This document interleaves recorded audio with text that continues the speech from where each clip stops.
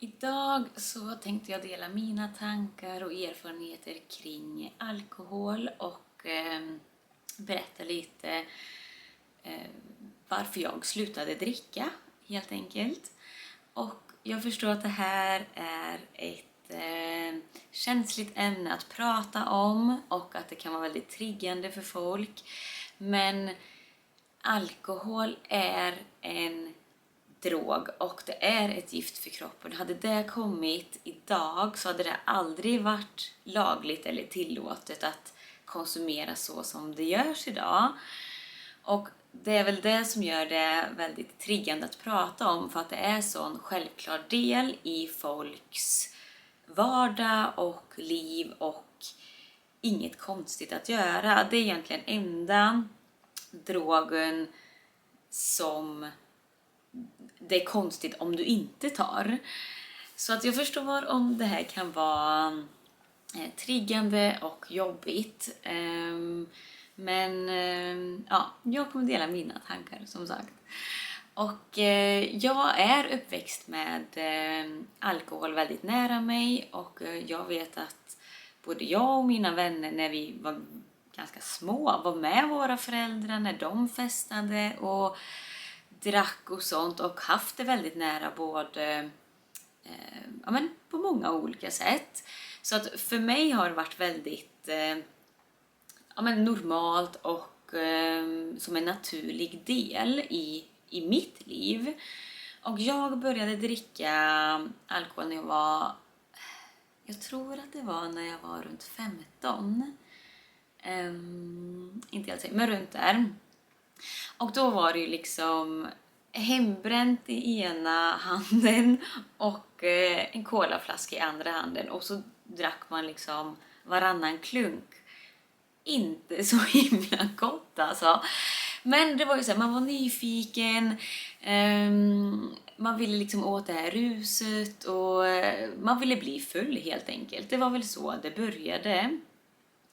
Och sen blev det bara mer och mer. Man festade liksom på fotbollslagfester och avslutningar och med kompisar. Man hade bygdegårdsfester och så. Så att det blev mer och mer.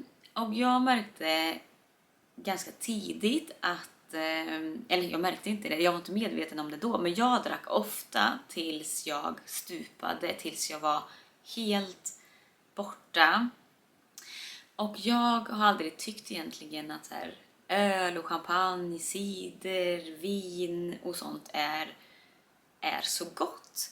Jag har mest varit någon som har druckit drinkar, vilket man också då blir väldigt full på. Men jag har ju främst druckit för att fly från min vardag, fly från mina känslor, dämpa allting och ja, men komma ifrån vardagslivet helt enkelt. Och det blev liksom att jag aldrig kunde riktigt känna av när jag blev för full, vilket gjorde att jag ofta däckade och att andra fick ta hand om mig på olika sätt, vilket jag inte är alls stolt för idag utan skäms ganska mycket för den tiden.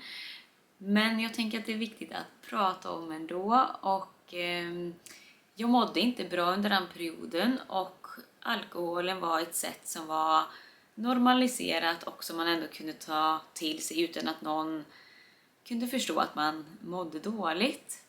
Så det gjorde jag.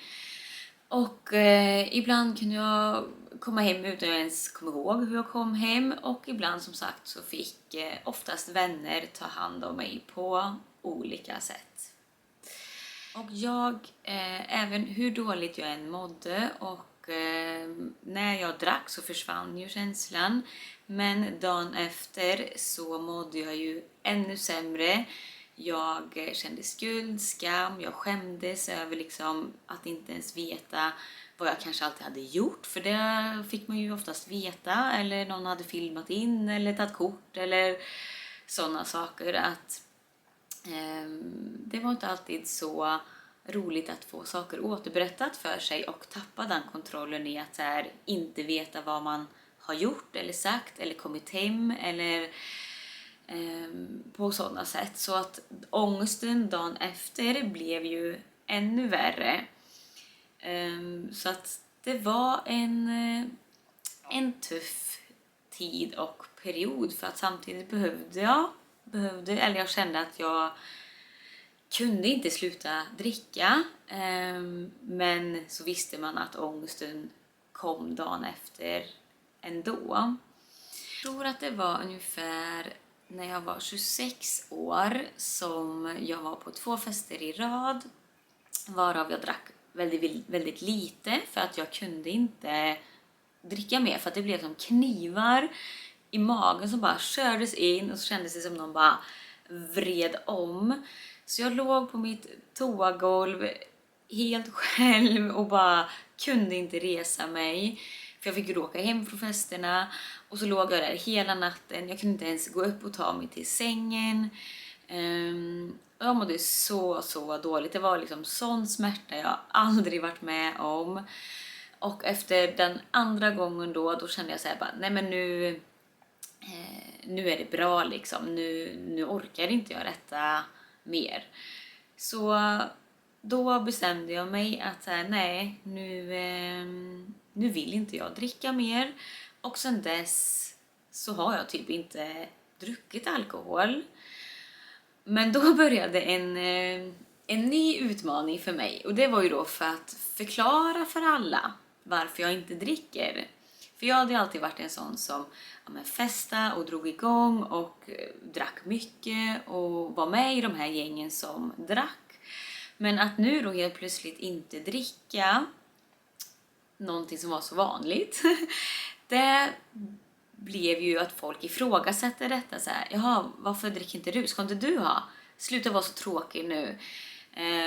För att jag var ju fortfarande med på festerna fast jag var nykter, men jag själv drack inte. Så att då började att jag försökte förklara, men jag mår dåligt, jag får ont i magen och då började folk, ja men det får jag med, men skit i det, drick lite, alltså liksom, det var hela tiden som att ingen förklaring var bra nog, eller men jag gillar inte alkohol, eller liksom, så att det var en period i några år faktiskt som jag kämpade med att försöka ens förklara för folk varför jag inte vill dricka. Varför jag inte vill hälla i gift i min kropp, varför jag mår dåligt av det och varför jag tar avstånd från det. Så att det var ett konstant kämpande och till slut blev det att jag inte umgicks med dem som festade. Dels antagligen för att de tyckte att jag var tråkig, men också för att jag tyckte också att det var jobbigt att vara bland folk som var fulla. Även om de inte liksom blev otrevliga eller arga eller liksom på det sättet. Men även när de blev glada och entusiastiska och kärleksfulla så blev det jobbigt för mig. För att jag blev så här, men du är ju inte du. Om du kommer fram och kramar mig och säger hur mycket du tycker om mig, bla bla bla bla bla, så kände jag hela tiden att så här, det här är inte äkta. Varför kan du inte säga det till mig om du är nykter? Då behöver du inte göra det om du är full. Så för mig blev det också så här en wake-up att nej men jag gillar inte att bli personlighetsförändrad. Och inte heller när andra blir det, oavsett som sagt om de blir glada. Då började jag också reflektera så här, vad alkohol gör med en kropp. Och jag märkte ju också då hur bra jag började må, eller bättre i alla fall, jag började må när jag inte drack alkohol. Och återigen, alkohol är den enda drogen du behöver förklara för någon varför du inte tar. Det är aldrig någon som har frågat mig varför jag inte tar kokain eller cannabis eller varför jag inte tar någonting annat. Men alkoholen blev sån stor grej för många och så triggande att vill du inte bara ha ett glas, eller det finns alkoholfritt, eller det finns att de försökte liksom lite hjälpa mig, som att det var synd om mig att jag inte drack. Medan jag tyckte att det var liksom så skönt att slippa. Jag vaknade upp dagen efter och kände liksom mer som mig själv. Även om jag hade mycket saker att kämpa med så kände jag ändå mig mer som mig själv. Och det var värt det priset. Och så att jag förstår också att många vill dricka liksom, ta ett glas vin när man kommer hem efter en jobbdag på en fredag kanske, för att man vill slappna av eller man vill släppa lös lite och så. Men för mig blir det att skaffa något annat sätt att slappna av på. Kan man inte hitta något annat sätt att slappna av på än att dricka alkohol? Något som faktiskt bryter ner en. Något som är farligt för hjärnan, för kroppen, för allt. Alltså hela ditt välmående. Så och liksom, då vågar man lite mer gå fram till någon och så. Då tänker jag mer att jobba på din självkänsla eller självförtroende då. För att om du inte kan gå fram till någon när du är nykter, hur värt är den handlingen om du bara kan göra den när du är onykter? Och som sagt, jag har egna erfarenheter av det, att själv känna att visst, jag har väl inte haft ett missbruk så som man tänker sig ett missbruk är, för att det har inte gått ut över mitt arbete eller min skolgång eller så. Men jag har ju haft ett sånt missbruk i att jag inte har kunnat hantera det och att jag har använt det som ett sätt i att bedöva mina smärtor. Så att på ett sätt tänker jag att jag har haft ett missbruk av alkohol för att jag inte har kunnat hantera det. Och jag har betett mig på ett sätt som jag inte är stolt över och som jag inte... som jag många gånger ångrar idag liksom. Så att det... Nu tappar jag bort vad jag skulle säga.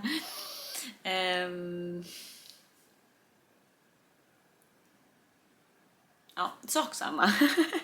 Det kanske kommer in. Men så att för mig är det... Nej, nu glömde jag vad jag skulle säga. Men för mig är i alla fall alkohol... Folk får göra som man vill, men jag väljer i alla fall att avstå från alkohol. Sen har jag senaste året kunnat säga, visst jag kan ta ett glas sangria i solen. Visst, det kan vara trevligt någon gång, men det är liksom väldigt, väldigt få gånger, och om det smakar för mycket alkohol, då är jag ju så här, då tycker jag inte om det. Så egentligen hade jag kunnat dricka typ apelsinjuice. Men alla får göra som man vill. Det jag också känner är att så här, gör det inte framför barn. Gör det inte ens om du bara ska dricka 1 glas eller 2 glas eller så, för att barn vet, och det är inte värt att bara sätta barnen i en sån situation där de blir oroliga, rädda eller inte har föräldrar i sitt fulla tillstånd. För det var det jag skulle komma till. Att jag själv använt alkohol på ett sätt som jag inte tänker är hälsosamt eller bra. Men jag är också uppvuxen med det både liksom i familj och släkt och bland vänner och sånt, i att folk har druckit väldigt mycket alkohol, vilket också gett stora skador på olika relationer och hej och hå. Men jag har också arbetat med barn vars föräldrar och deras uppväxt har präglats av alkohol och missbruk på olika sätt, och sett hur det här faktiskt skadar barnen och vad det gör med barnen. Och många som man pratar med säger att det känns konstigt och även om inte föräldrar blir fulla eller gör dumma grejer, så känner barn av att det blir en orolighet, en konstig känsla, säger många barn. Och att mamma och pappa blir inte riktigt sig själva, de blir sådär konstiga. Och hon ler sådär konstigt och ja, men han gör konstiga saker och de pratar på ett konstigt sätt. Så att även om inte barn märker att någon förälder blir på ett elakt sätt, så märker barn att den här personen blir personlighetsförändrad. Var tog min mamma vägen? Var tog min pappa vägen? Så att den här videon är väl också lite så här en i alla fall vädjan i att alla får göra som de vill. Men gör det inte framför barn. Man behöver inte dricka framför barn, för att det inte är värt att sätta dem i en sån situation där de känner sig osäkra på sina föräldrar eller i sin omgivning. Barn ska inte vara i såna miljöer, för att de tar mer skada och börjar anpassa sig efter sina föräldrar och åsidosätter helt sina egna behov för sina föräldrars. Så som sagt, tänk på vad alkoholen gör. Är det värt det? Och är det värt sin hjärna, sitt mående, sin kropp och det som det medför? Och så det här var mina tankar och erfarenheter kring alkohol och varför jag väljer att avstå från alkohol och inte ser det som en naturlig eller vardaglig liv eller vardaglig del i mitt liv, och varför jag inte kommer göra det till mina framtida barns liv heller. Ha det så bra, hej!